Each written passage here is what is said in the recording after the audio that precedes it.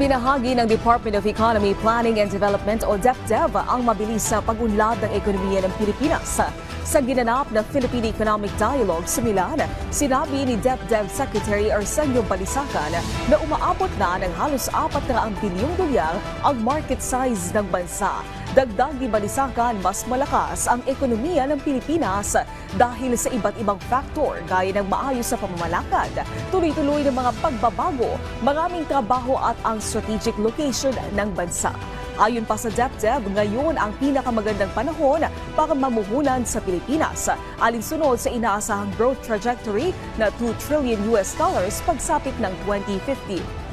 Ibinida din ang pag-invest ng pamahalaan sa mahigit 200 malalaking infrastructure projects, kaya bumilis ang proseso ng pagnenegosyo sa Pilipinas, tulad ng Luzon Economic Corridor na nagdudugtong sa Subic, Clark, Manila at Batangas na magpapalakas ng ilang mga industriyang tulad ng agriculture at electronics.